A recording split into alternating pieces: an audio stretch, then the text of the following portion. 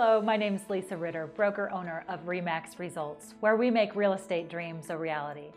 And today I want to talk about homeowners associations. There's a lot of myths around homeowners associations, and there are some things that you should know about it.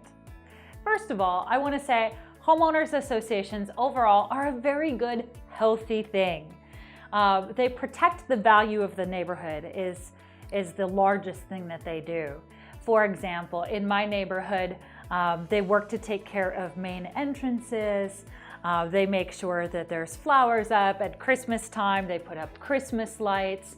If there's a problem with the walking paths, they make sure it's corrected. And honestly, well, I'm biased. My husband's a part of the homeowners association for our neighborhood, and they do a fantastic job of helping protect it and preserve its value.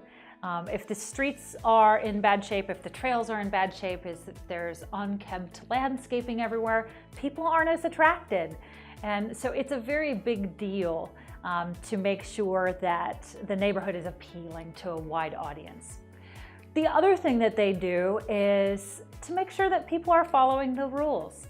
Rules are in place for a reason. It can be an eyesore to have to look at an RV parked in front of a house for an entire 2 or 3 month period.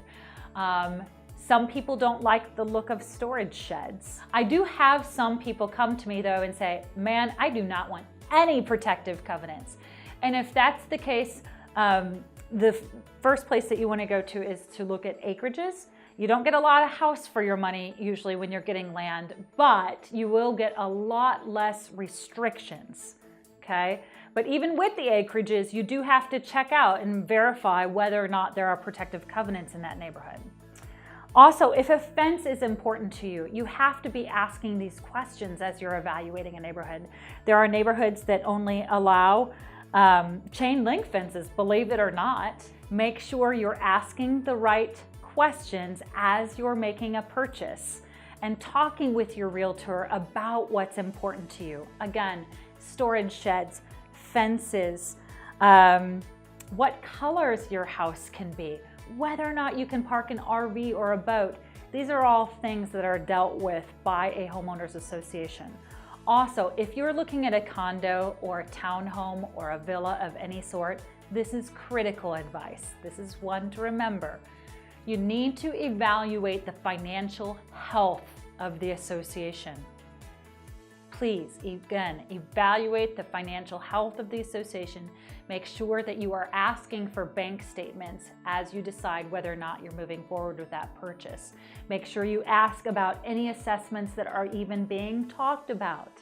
There is a neighborhood around 180th and Harrison where for a period of time it was talked about that the roof needed to be replaced on these huge townhome buildings, and it was going to be very expensive. There was also some siding work that needed to be done. And they talked about it for a long time, but nothing was official. So it was very gray in terms of whether or not it needed to be discussed.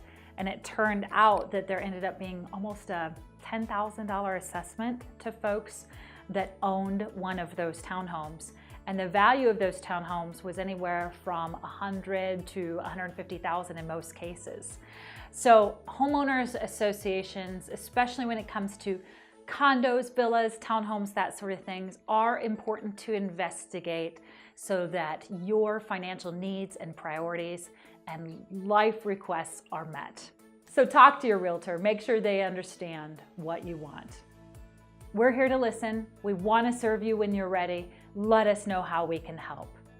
And as always, my prayer for you is that you not just dream about the life that you want to live. Take that first step, then take the next, putting one foot in front of the other. Go out there and make it happen. Thanks for watching.